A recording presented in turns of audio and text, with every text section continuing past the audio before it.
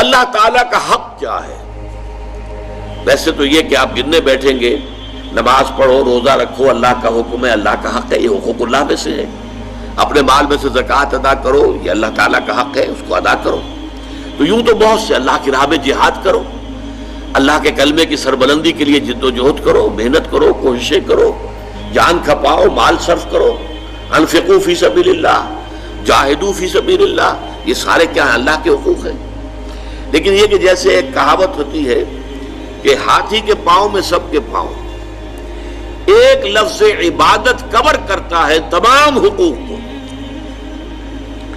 اس لیے کہ قرآن مجید یہ کہتا ہے، سورہ ذاریات میں یہ آیت آپ نے سنی ہوگی بارہا، وَمَا خَلَقْتُ الْجِنَّ وَالْإِنسَ إِلَّا لِيَعْبُدُونَ، میں نے جنوں اور انسانوں کو پیدا ہی صرف اس لیے کیا ہے کہ میری عبادت کریں.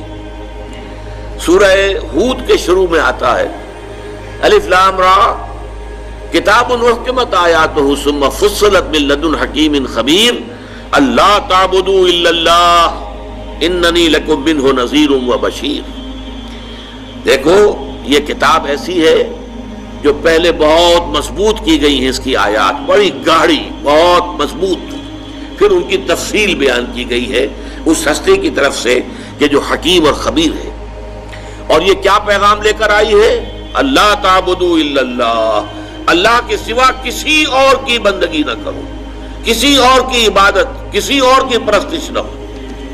اننی من لکم منہ نذیر و بشیر، یقیناً میں اللہ کی طرف سے تمہاری جانب بشیر بھی ہوں اور نذیر بھی ہوں. اور سورہ کہف کے آخر میں بڑی پیاری آیت ہے، قل انما انا بشر مثلکم، یہ حصہ تو ہم پہلے پڑھ چکے ہیں شرک فی الذات کے ضمن میں.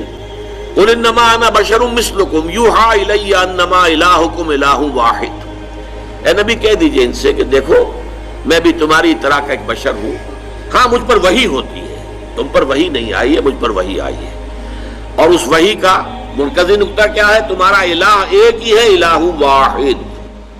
اب آگے پڑھیے، فمن کان یرجو لقاء ربہ فلیعمل عملا صالحا ولا یشرک بعبادت ربہ احدا. تو جو کوئی بھی تم میں سے امیدوار ہے اپنے پروردگار سے ملاقات کا، اسے خیال ہے کہ جانا ہے ایک روز اللہ تعالیٰ کے حضور میں حاضری دینی ہے، حساب کتاب ہوگا، اس کے سامنے کھڑے ہونا ہوگا. اما من خاف مقام ربہ ونہى النفس عن الہوى، تو اسے کام دو کرنے چاہیے، عمل کرے اچھے اور اپنے رب کی عبادت میں شرک نہ کرے، اپنے رب کی عبادت میں کسی کو شریک نہ کرے. یہ شرک فی العبادت جو ہے یوں سمجھیے کہ یہ شرک فی الحقوق کی جامع ترین تعبیر ہو جائے گی. اگر عبادت میں سے شرک نکل جائے تو گویا کہ اللہ تعالیٰ کے حقوق جملہ پورے کے پورے صحیح ادا ہو.